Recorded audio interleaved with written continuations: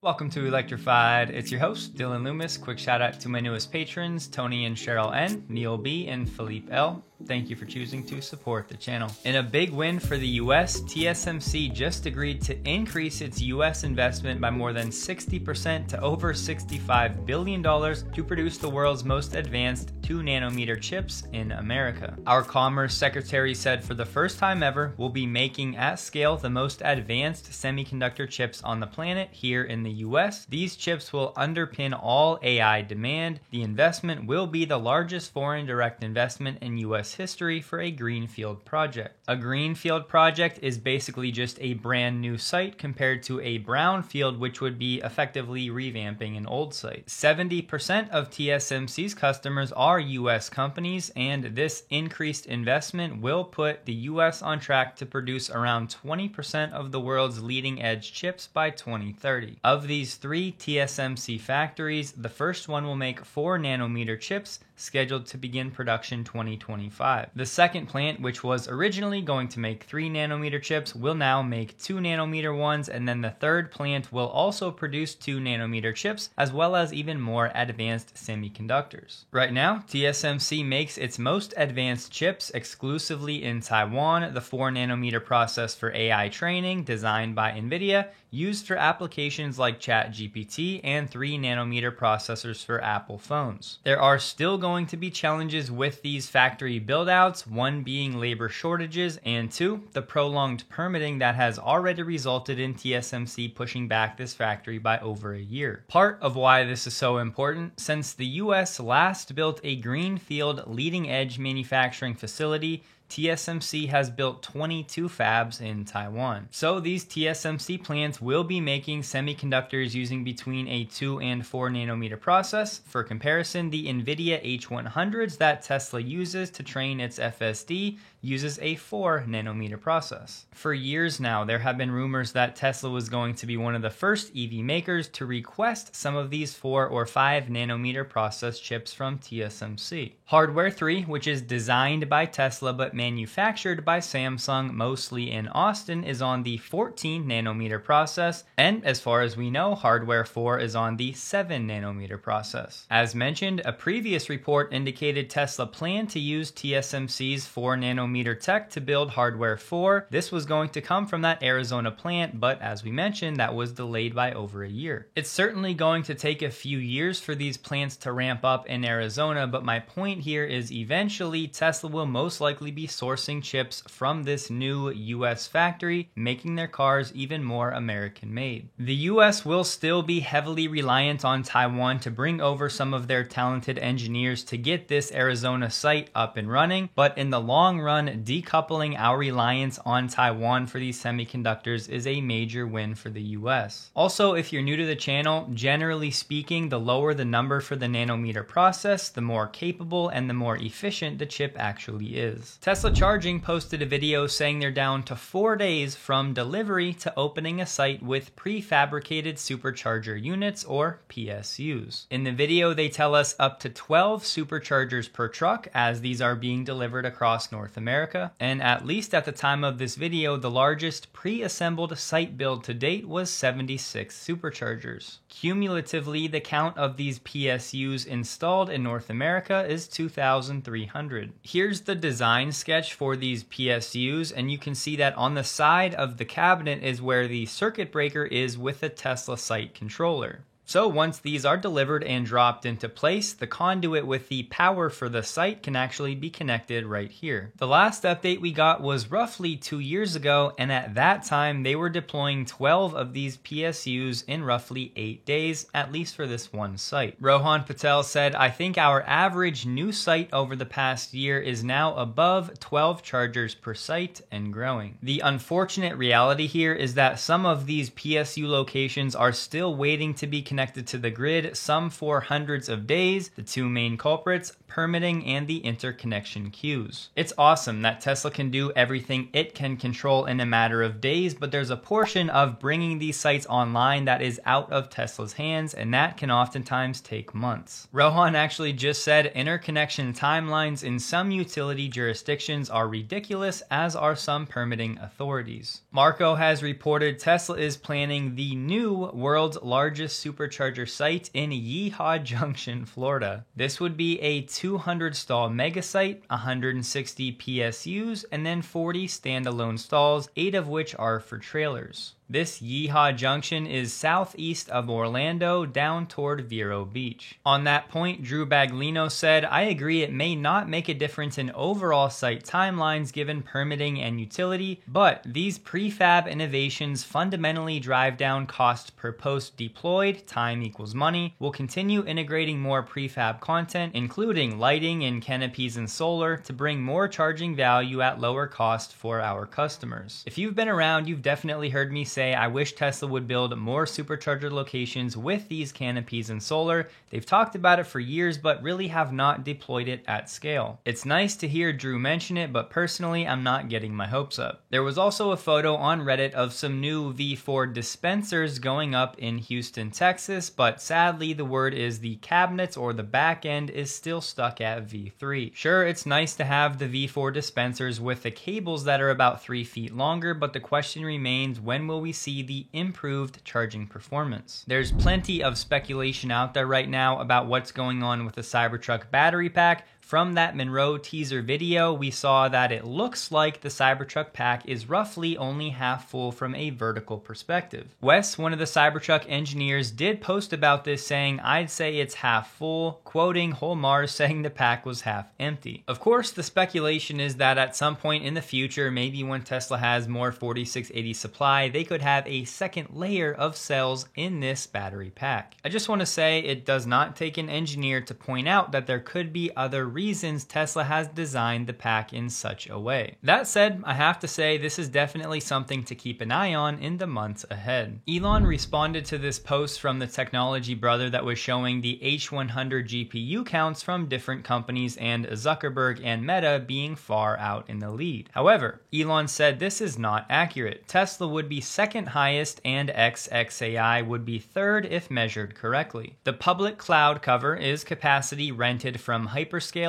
The private cloud is going to be owned and run by the company. The national HPC is government owned and run. This chart has Meta with over 350,000 H100 GPUs. It then has Tesla with 10,000. So based on what Elon said, in reality, Tesla has at least 30,000 because he said Tesla would be in second if this chart was accurate. And additionally, X and xAI would be right behind Tesla, putting Lambda in fourth. The problem here is we don't know what Elon means when he said if measured correctly. Example, we know Tesla has some A100s that were one of the predecessors to the H100s, so are we including H100 equivalents? For what it's worth, this account did have another chart showing the A100 GPU count. Once again, Meta was in first. This time they had Tesla in second with 16,000 A100s. Again, is Elon including Dojo in this response? We just don't know. Just a word of caution, there is a lot of chatter out there about version 12 now being able to recognize human hand signals, and there's a lot of testing being done. I just want to say there's no guarantees this is a reliable function, specifically the hand signals. In a lot of these videos, there's something else happening that the car could be responding to. In this case, the video on the screen, it's the gentleman getting out of the way. So just be careful with your testing out there. At this point, I'm pretty confident in saying version 12 is not reliably responding to hand signals.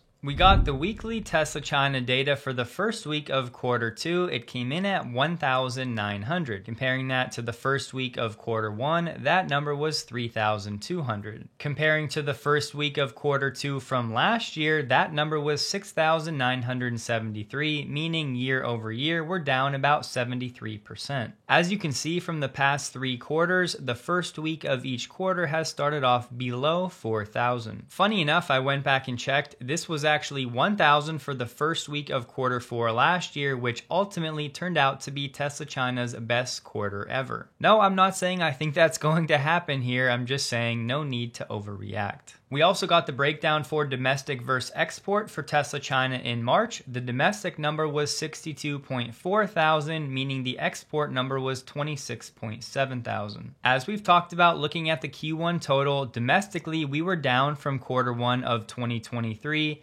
Exports also down, wholesale also down year over year. On Paril Jain's LinkedIn page, who's the tech lead and manager for Tesla AI, he said that as of March this year, our end-to-end neural net-based driving policy has been deployed to around 2 million vehicles in the US, and the rest of the safety and autopilot software stack is running on 6 million plus vehicles globally. Translation: Tesla's version 12 of FSD has now been deployed to 2 million vehicles in the US. Prior number that we were throwing around for paid customers was around 400,000. That's a nice 5x increase in the number of vehicles with Tesla's FSD version 12, so in the months ahead, we'll see how that plays out. I also wanted to caution against using this number loosely, even just 40 days from now, because remember, once this 30-day trial ends of V12, this number will most likely come back down, maybe not all the way to 400,000, but it's not going to stay at 2 million either. We got a conclusion to that wrongful death lawsuit against Tesla for that Apple engineer.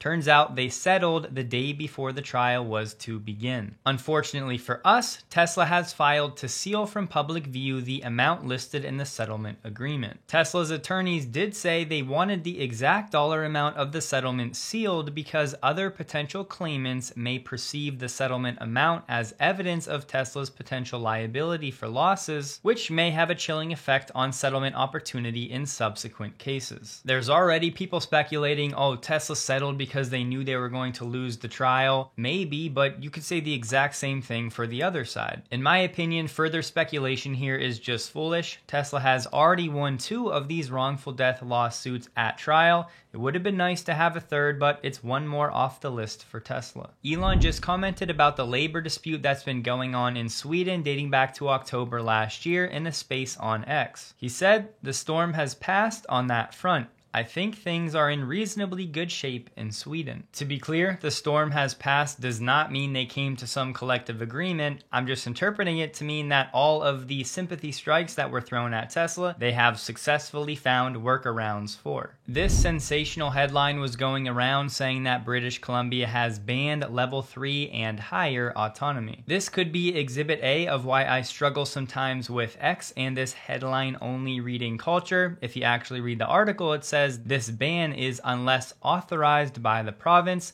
The ban extends to driving a vehicle capable of autonomous driving at these levels without the system engaged. All this is really saying is that BC reserves the right to approve any of these level 3 or higher autonomous systems. This ultimately just gives the power to the regulators to handle this how they see fit. Given that Tesla's FSD is technically level 2, nothing will change for them on this one. I just wanted to clarify a post Elon made on X. He said the investment in training compute, gigantic data pipelines, and vast video storage will be well over $10 billion cumulatively this year. He did say that's nothing compared to the $250 billion in cars on the road with Tesla-designed AI inference computers being trained by their drivers. However, I saw some people out there interpreting this as Tesla was going to be spending $10 billion on compute and data storage this year alone. I do not believe that's the case. I just think many people are totally missing this word cumulatively. Elon told us late last year Tesla plans to spend over $2 billion on AI training in 2023 and another $2 billion in 2024, specifically on computing for FSD training. Now, it would be fair to say that a competitor would need to spend $10 billion to get to Tesla's level strictly from a hardware data storage standpoint. And that does not account for the 6 million robots on the road with that AI inference compute. I absolutely think a time is coming in the 2030s when Tesla is spending $10 billion per year on AI training hardware and data storage, but we're just not there yet. On the Cybertruck, Drew Baglino said there was a bug that sometimes locked supercharger dispensers into 100 amps max when charging Cybertrucks from very low states of charge. The bug has been fixed, they're piloting right now, it'll be fully deployed next week. He also said the Cybertruck charge curve improvements are coming OTA later this quarter to unlock up to 154 miles recovered in 15 minutes. I'll be honest, I really don't like when people say things like how many miles you're going to get in how many minutes because it's so variable in the real world given the temperature and preconditioning and the chargers and how busy they are. But given that there have been people disappointed with the 4680 charge curve, specifically on the Cybertruck, good to hear that improvements are coming. Bloomberg had a positive article about Tesla titled "Their charging network has become a serious business." Plenty of things we already know, but they did say Tesla has been installing around 13,000 superchargers per year for the last few years. Then, based on a Bloomberg NEF analysis, they're saying if you apply a 10% target profit margin to the projected revenue, you arrive at $740 million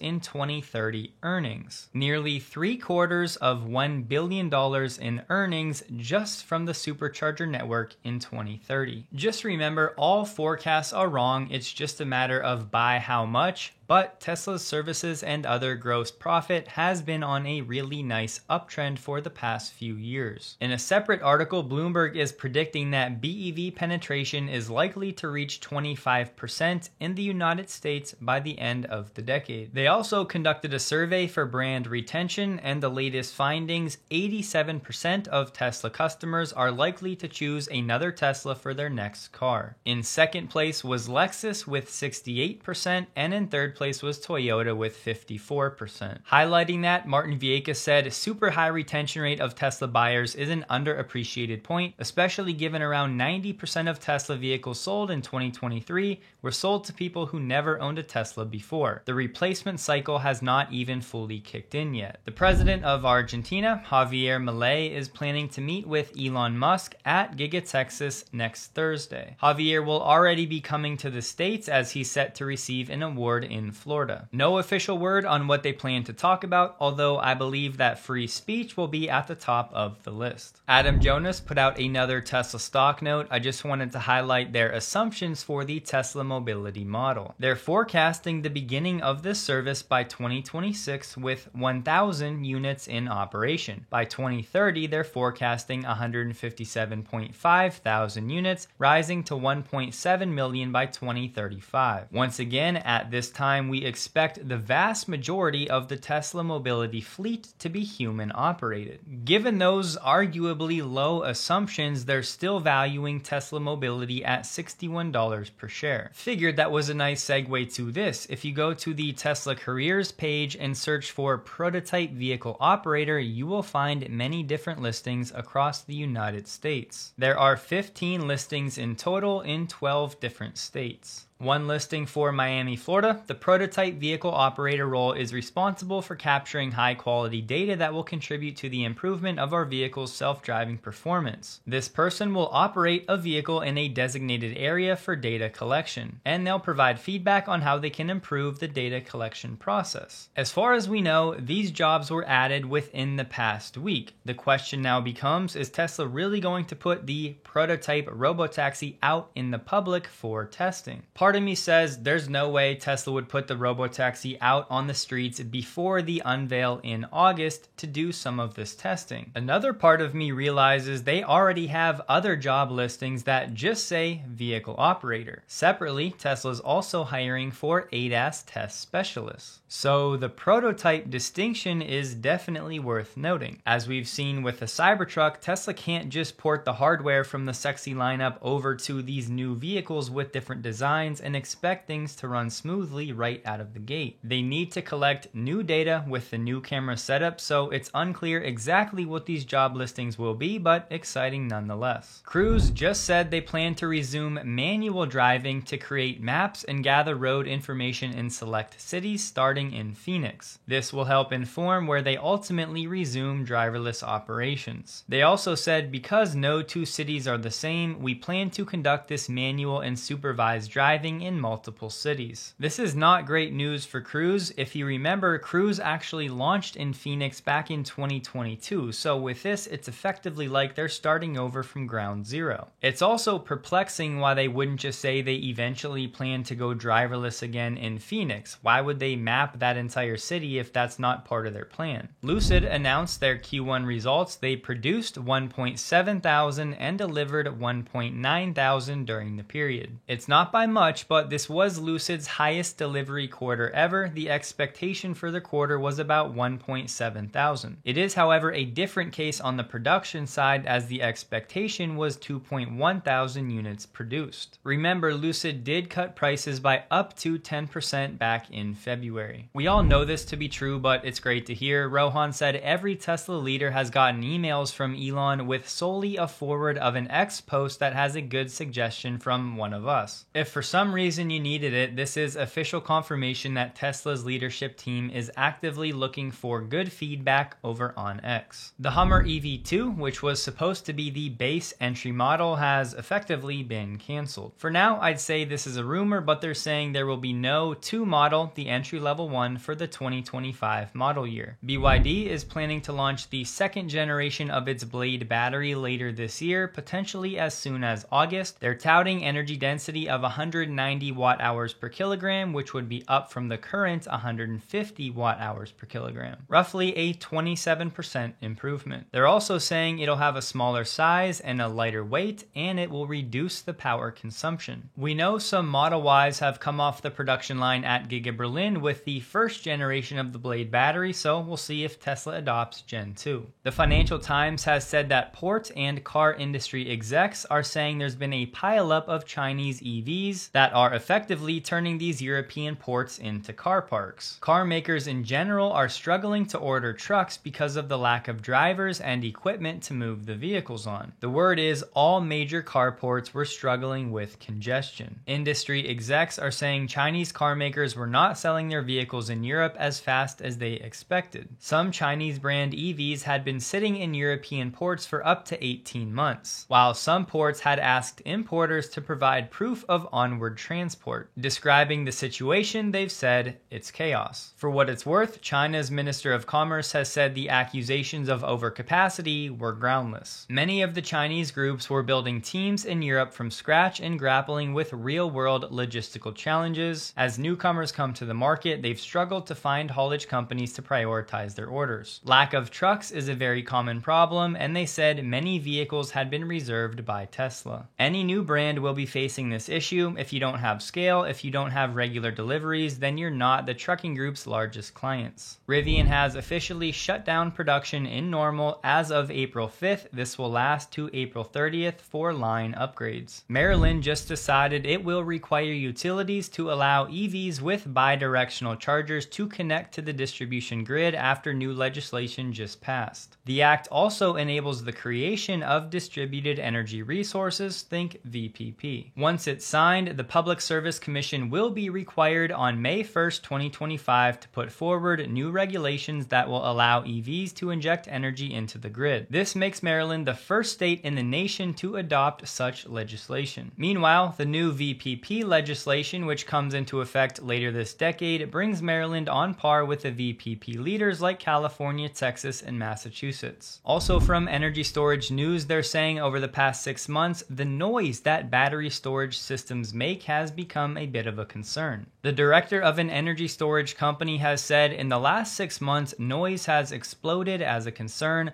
One of our team just toured a dozen customers in Europe, and every single one brought up concerns about noise and what we're doing to mitigate it. 1 year ago, nobody asked. The first customers I recall bringing it up were in Australia, but now it's a global thing. Everyone is focusing on it. The noise is typically from thermal management, specifically the cooling systems, and in places like Europe where there's higher density of population, apparently it can be a bit more of a problem. An appeals court just upheld the EPA's decision to give California a waiver to set its own tailpipe emissions limits and EV requirements. Republicans had argued the rules gave California an unconstitutional regulatory power denied to other states. The court rejected that argument and said reversing the EPA decision would address only injury if automakers responded by selling fewer EVs or by lowering prices of gas-powered models, and said there was no evidence to support that conclusion. Thus, California still has the right to set its own regulations, which is more important than you may think because many other US states just follow what California does. Tesla stock closed the day at $176.88, up 2.25%, while the Nasdaq was up 0.32%. It was an average volume day for Tesla, trading about 5 million shares above the average volume the past 30 days. Hope you guys have a wonderful day. Please like the video if you did. You can find me on X linked below, and a huge thank you to all of my Patreon supporters.